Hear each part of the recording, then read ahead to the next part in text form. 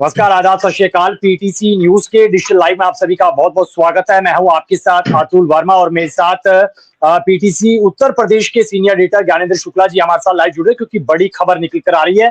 राहुल गांधी के खिलाफ एफआईआर दर्ज होने जा रही है। दोहरी नागरिकता के मामले में उनकी मुश्किलें बढ़ सकती है। एक तरफ संसद का सेशन चल रहा है विशेष, दूसरी तरफ उनकी मुश्किलें बढ़ती हुई निकल कर आ रही है। पूरा मामला जानेंगे। सर बताइएगा, पहले तो ये पूरा मामला निकल कर कैसे आया और आखिरकार क्या नौबत आन पड़ी कि कोर्ट को यहाँ पर एफआईआर दर्ज करने के आदेश देने पड़े।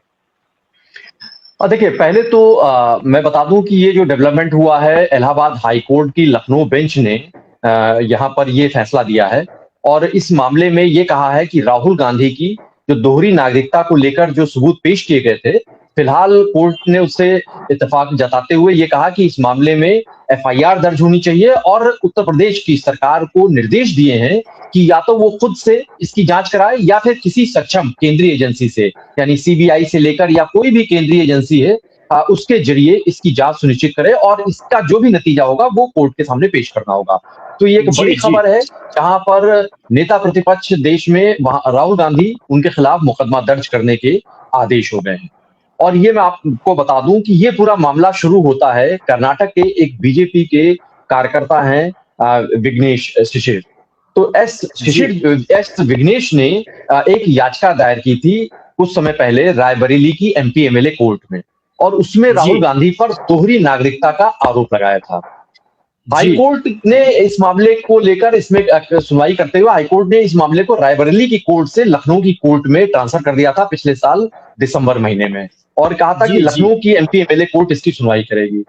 लखनऊ की जो एमपी एमएलए कोर्ट है, क्योंकि राहुल गांधी एमपी हैं और जितने भी एमपी और एमएलए हैं इनकी सुनवाई के लिए एक अलग विशेष एमपी एमएलए कोर्ट रहती है। तो लखनऊ की एमपी एमएलए कोर्ट में इस मामले में सुनवाई हुई 28 जनवरी को इसी साल। एमपी एमएलए कोर्ट ने कहा कि हम इस नागरिकता के मामले में हम उसकी सुनवाई करने का अधिकार नहीं है, और इस मामले में जो एफआईआर दर्ज करने के निर्देश दिए गए थे उस याचिका को ठुकराते हुए कोर्ट ने उसको खारिज कर दिया। और उसके बाद जी खारिज हो गई ये याचिका, जो इलाहाबाद जो रायबरेली में दाखिल की गई थी, रायबरेली से होकर लखनऊ आई और लखनऊ में भी खारिज हो गई। उसके बाद फिर से हाईकोर्ट में गए और इलाहाबाद हाईकोर्ट की लखनऊ बेंच है, उस बेंच में विघ्नेश ने जो याचिका करता है उन्होंने फिर से यहाँ पर एक याचिका डाली हाईकोर्ट में, और उसमें यही आरोप लगाए कि राहुल गांधी के खिलाफ कई सारे उन्होंने सबूत भी पेश किए। उन्होंने कहा केंद्र सरकार से भी दस्तावेज मिल सकते हैं इस संबंध में, और राहुल गांधी यूके में वोट भी डाल चुके हैं, ये भी उसमें दर्ज किया गया कि यूनाइटेड किंगडम में, ब्रिटेन में उन्होंने वोट भी डाले हैं, वहां के नागरिक हैं। और हमारे देश का कानून संविधान कहता है कि कोई भी दोहरी नागरिकता नहीं ले सकता है। अगर विदेश की कोई नागरिकता है तो भारत की नागरिकता स्वतः कैंसिल हो जाएगी। तो ऐसे मामले में देखिए दिक्कत कहां से होती है कि अगर कोई एमपी एमएलए कोई जब चुनाव लड़ता है तो एक हलफनामा देना होता है चुनाव आयोग के सामने, और उस हलफनामा में आपको पूरा जिक्र करना होता है। तो राहुल गांधी ने भी जब भी चुनाव लड़े हैं तो उन्होंने ये हलफनामा दिया है। इसीलिए ये बात कानूनी तौर से दिक्कत तलब हो गई थी कि अगर यूके की नागरिकता होती है तो उनकी भारतीय नागरिकता खारिज हो जाती है, तो फिर ऐसे में वो कैसे उन्होंने भारतीय के तौर पर अपने आप को प्रस्तुत किया है। तो यही याचिका में सब बिंदु रखे गए थे। उन्हीं की सुनवाई करते हुए हाईकोर्ट की लखनऊ बेंच ने आदेश दिया कि इस मामले में एफआईआर दर्ज हो और जांच हो। जो विघ्नेश ने याचिका दायर की है उस याचिका में उन्होंने भारतीय न्याय संहिता जो अभी 2023 में लागू हुई है उसके तहत, इसके अलावा ऑफिशियल सीक्रेट एक्ट है 1923, फॉरेनर एक्ट है 1946 और पासपोर्ट एक्ट है 1967। पासपोर्ट एक्ट में भी कहा जाता है कि अगर किसी भारतीय नागरिक ने कहीं और की नागरिकता ले ली है तो उसे इंटीमेट करना होगा, अधिकारियों को, अथॉरिटीज को बताना होगा और अपनी जो पासपोर्ट है उसको चेंज कराना होगा। तो लेकिन राहुल गांधी के पास जो भारतीय पासपोर्ट है, इस बात के आरोप लगाते हुए इन सारे मामलों की, जिसका मैंने कहा बीएनएस की 2023 की, इसके अलावा ऑफिशियल सीक्रेट एक्ट 1923 की और फॉरेनर एक्ट 1946 और पासपोर्ट एक्ट 1967, इनके तहत मुकदमा दर्ज कराने की मांग की थी। हाईकोर्ट ने इस मामले की सुनवाई करते हुए अब एफआईआर दर्ज करने के आदेश दे दिए हैं, और इस मामले में जो केंद्र सरकार की तरफ से कुछ दस्तावेज पेश किए गए थे, वो दस्तावेज यहाँ पर कोर्ट ने उनको उन्हीं का अध्ययन किया, उनको देखा है। उसी के बाद से कोर्ट ने आज का एक बड़ा फैसला लिया है, जहां पर राहुल गांधी के खिलाफ एफआईआर दर्ज होने वाली है, और एफआईआर दर्ज होने के बाद राहुल गांधी के खिलाफ उनकी नागरिकता को लेकर अब जल्द ही जांच बैठाई जाएगी। जी तो ज्ञानेंद्र जी कैसे देखते हैं फिर आप? एफआईआर दर्ज होगी और पुलिस को ये आदेश दिए गए हैं कि पूरे मामले को लेकर जांच करे, केंद्रीय एजेंसियां भी इस पूरे मामले में जांच कर सकती है। सरकार की तरफ से जो वकील है वो इस पे दलील दे रहे हैं और दूसरी तरफ गृह मंत्रालय को इसमें एड ऑन किया गया है। वहां से जानकारी निकल कर आई है कि जो फॉरेन डिपार्टमेंट होता है वहां से कुछ दस्तावेज मंगाए गए हैं और उन दस्तावेजों को सबूत के आधार पर लिया जा सकता है, ये दावा किया जा रहा है। तो ऐसे में क्या बहुत मुश्किल यहाँ पर राहुल गांधी के लिए खड़ी हो सकती है? और देखिए, अभी तो बिल्कुल निश्चित तौर से कानूनी तौर से बड़ी मुश्किलें बढ़ गई हैं। एफआईआर दर्ज होने का मतलब ही यही होता है कि आप जांच के दायरे में आ जाएंगे। अब उसके बाद तो जो भी फैसला होगा, अल्टीमेटली फैसला तो केंद्र वो कोर्ट करेगा, लेकिन कोर्ट के फैसले से पहले एफआईआर दर्ज होना, फिर आप जांच प्रक्रिया से गुजरेंगे, तो राहुल गांधी को अब जांच प्रक्रिया से गुजरना पड़ेगा। मैं आपको बता दूं कि राहुल गांधी की ये जो नागरिकता का मामला था, ये मामला सबसे पहले सुब्रमण्यम स्वामी, जो एक जी। पुराने एक नेता रहे हैं, बड़े नेता रहे हैं और कई इन मामलों में मुखर नेता रहे हैं और बड़े बेबाकी से जी। अपनी बात रखने के लिए जाने जाते हैं। तो जी। सुब्रमण्यम स्वामी ने ही इस मामले को पहले उठाया हुआ था। आज से करीब 1 दशक पहले भी इसका जिक्र वो करते रहे थे और उसके बाद विघ्नेश ने यही इसी सारे मुद्दों को लेकर याचिका दायर की थी रायबरेली की कोर्ट में। और यहीं पर विघ्नेश ने, अभी जो ट्वीट में देख रहा था, विघ्नेश ने जैसे अभी कोर्ट का थोड़ी देर पहले ही फैसला आया है हाईकोर्ट का, और विघ्नेश ने उसको फैसले का स्वागत करते हुए उन्होंने कहा कि राहुल गांधी पर एफआईआर दर्ज होगी, लेकिन उसके साथ ही उन्होंने एक और मांग की है। उन्होंने कहा कि अपने थ्रेट का भी जिक्र किया है कि उन्हें धमकियां भी मिल सकती हैं, उनके लिए खतरा भी हो सकता है। तो उन्होंने केंद्र सरकार से भी केंद्रीय जो बल हैं, सीएपीएफ फोर्सेज हैं, उनके जरिए सुरक्षा दिए जाने की मांग की है। उन्होंने कहा कि उनकी सुरक्षा को बढ़ाया जाए, उनको खतरा भी हो सकता है क्योंकि एक बड़ा मामला ये सामने आया है और जहां पर कोर्ट ने बड़ा एक फैसला दिया है। तो ये विघ्नेश ने अब से थोड़ी देर पहले ही, कोई 5 से 10 मिनट पहले ही ट्वीट किया है जहां पर ये इस बात को रखा है। तो यहाँ पर एक बात बिल्कुल साफ है कि राहुल गांधी के लिए कानूनी तौर से अड़चनें पैदा हो गई हैं, मुश्किलें बढ़ गई हैं, क्योंकि एक बार अगर ये साबित हो जाता है कि आप के पास दूसरी नागरिकता है कहीं पर, तो उसके बाद से फिर पासपोर्ट आप भारतीय रखे हुए हैं, ये भी एक अपराध हो जाता है। और उसके अलावा अगर आप चुनाव लड़ते हैं और हलफनामा देते हैं, क्योंकि एफिडेविट में ये बिल्कुल जिक्र ही होता है कि मैं जो भी सूचना दे रहा हूं ये पूरी तरीके से सत्य पर आधारित है, सटीक है, सही है, और अगर इनमें कहीं कोई गड़बड़ी होती है तो उस गड़बड़ी के जिम्मेदार मैं खुद होऊंगा, ये उसमें हलफनामा में आप शपथ देते हैं। तो ऐसे में कोर्ट के सामने वो शपथ देना और उसमें कहीं कोई खामी मिलना, ये कानूनी तौर से बड़ी एक दिक्कत मानी जाती है। तो इस मामले में राहुल गांधी के लिए विधिक तौर से बड़ी उलझनें पैदा हो गई। जी।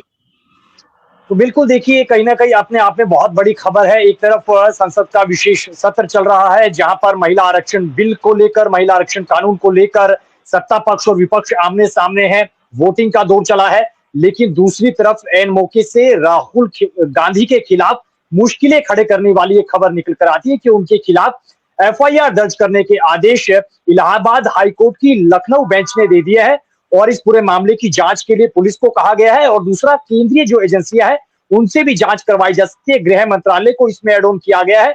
और ये अपने आप में फिलहाल पेचीदगी वाला मामला कहीं ना कहीं होता चला जा रहा है। दूसरी तरफ सदन में आज ज्ञानेंद्र जी जब राहुल गांधी का भाषण था, उसमें भी राहुल गांधी ने जिस तरीके से स्पीच दी और जिस तरीके से उन्होंने जिक्र किया सिंदूर के जादूगर का, या बहुत अलग अलग शब्दों का इस्तेमाल किया, तो भाजपा की तरफ से यह भी शिकायत है कि कहीं ना कहीं प्रधानमंत्री का अपमान उन्होंने किया है।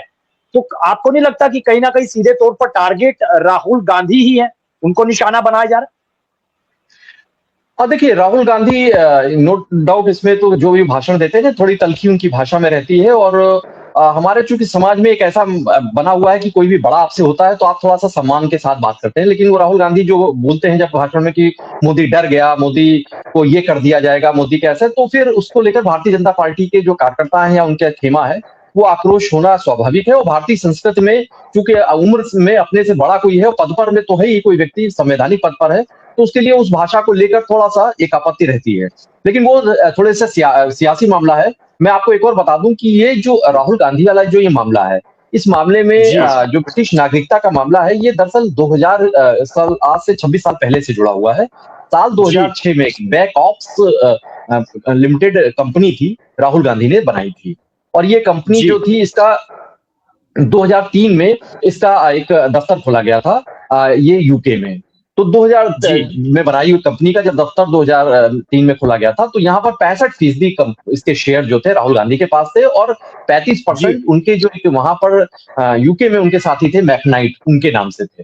तो वो जी जो लोगों ने फिर उसके बाद से जब राहुल गांधी की एक कंपनी बनी, तो चूंकि ब्रिटेन में या हमारे यहाँ भी अगर आप अपनी कोई कंपनी डालते हैं तो उसका पूरा ब्यौरा आपका इंटरनेट पर मौजूद रहता है।